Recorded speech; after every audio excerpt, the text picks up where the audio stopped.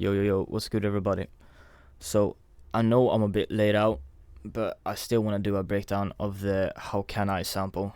Yeah, it's the latest track in Sosocamo's latest release, Big Country.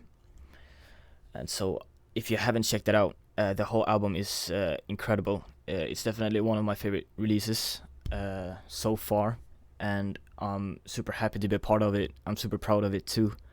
Like everyone involved did a great job on it, and so also shout out to both Grado, Sosocamo, and Heiko for believing in me. And yeah, this is basically the sample, so I'm gonna just play it.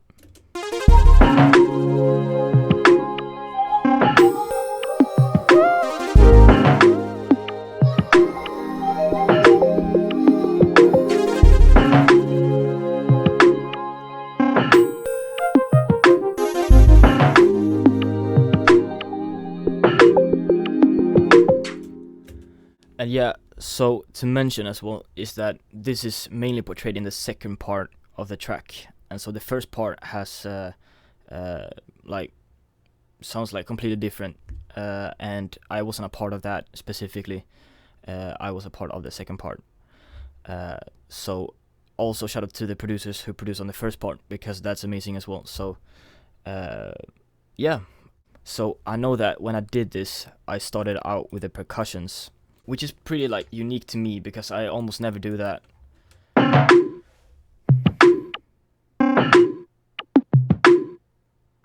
Yeah, I don't know what I was on about, but it sounds good. So we got like 3 different layers for the snare, or like the rim type stuff. And so it's, wait, what? Yeah, here we go. So we got this like Tommy thing right here.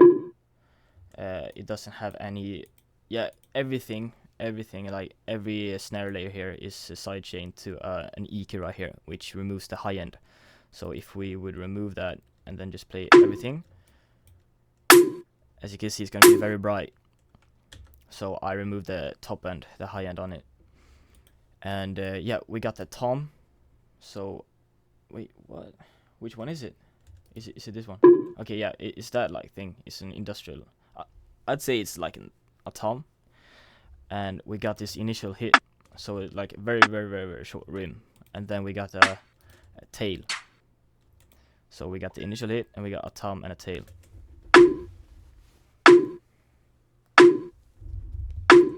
And yeah, so that's basically the snare right there. And I also pitched it as well to the whole sample, because everything, like every percussion layer, you gotta remember that it also has a tone, right? Because every like percussion is gonna have a certain frequency that they resonate at, and that's gonna portray a tone. And so if I would have this in the original pitch it was in, so let's bring it down 7 tones, it's not gonna sound that good in context, everything. Yeah, so I brought it up 7 because that just fit to the context.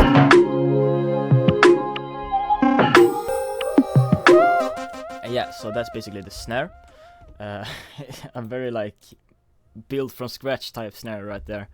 But yeah, we got these like industrial kind of things. Miscellaneous kind of thing right there. Hi-hat kind of whip, and a top tom. Yeah, and like different types of hitting at different times, you know, like unique type of bounce. Yeah, so that's the percussion right there. And so I don't really remember what I did just after that. My guess is that I did the chords alongside with bass. So the chords are really well done, I'd say. Like, I don't even know how this turned out. I have no idea about that. But the kind of how it is like structured does that. Yeah, I don't even know, bruh.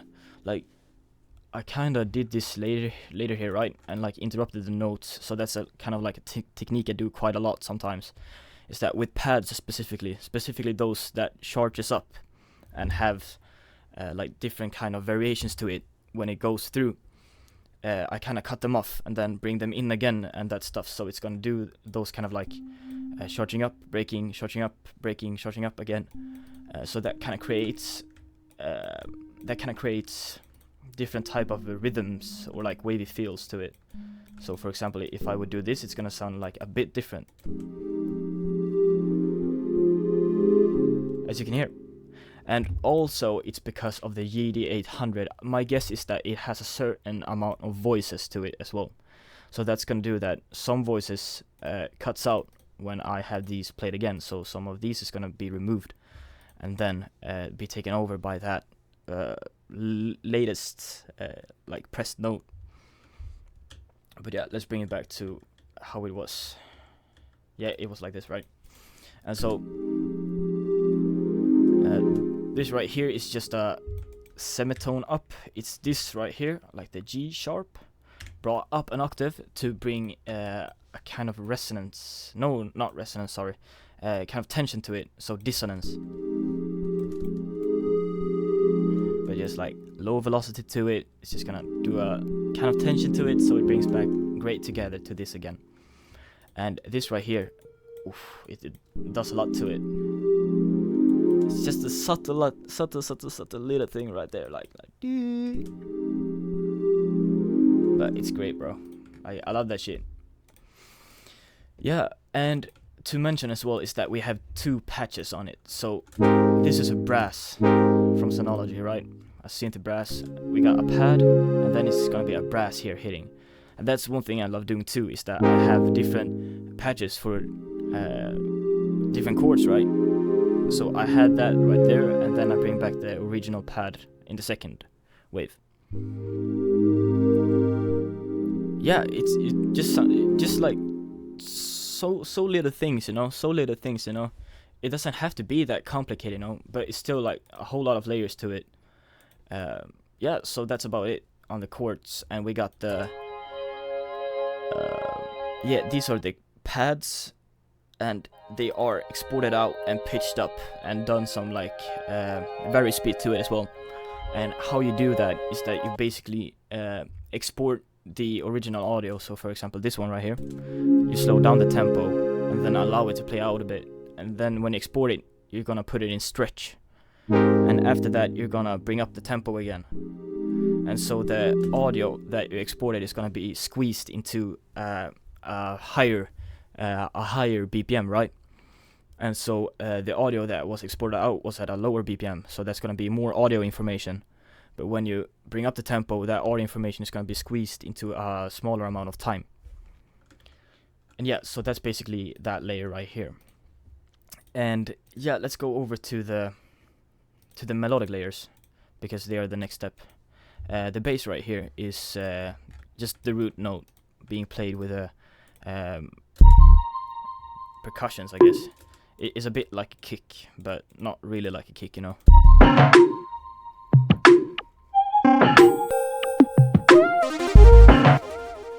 And yeah, so the melodic layers right here are what I found the most unique with the sample, per se, because how it kind of responds, it's still kind of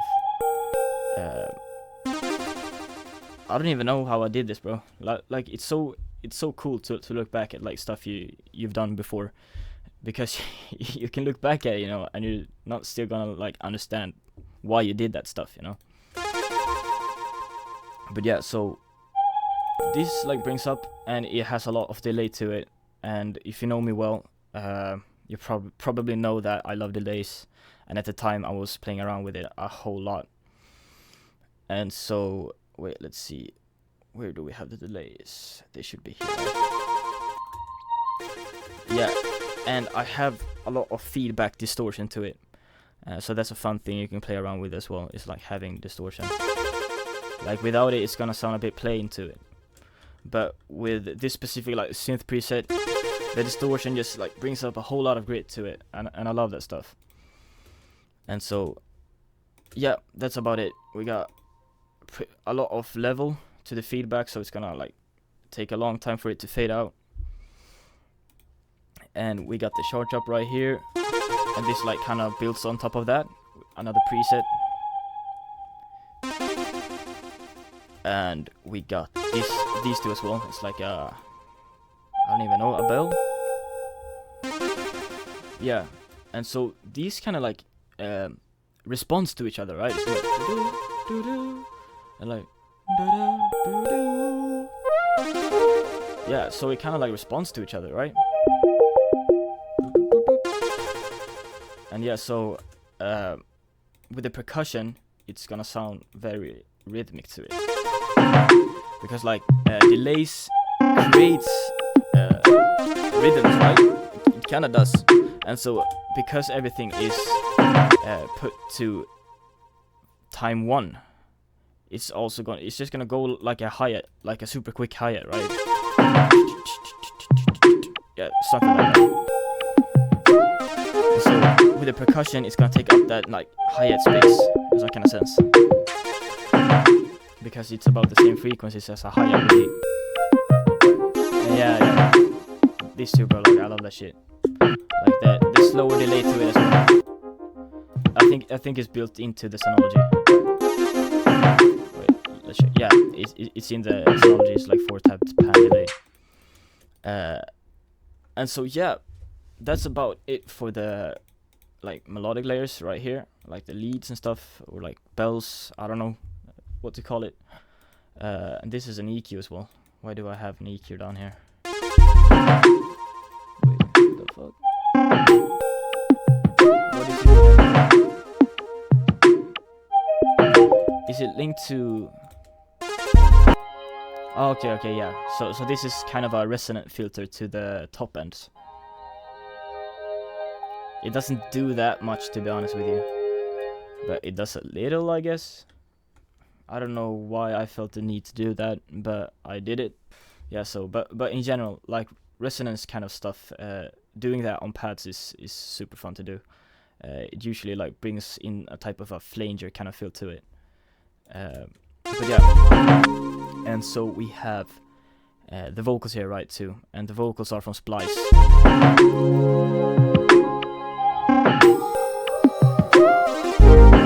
And this layer right here, I added this after the vocals,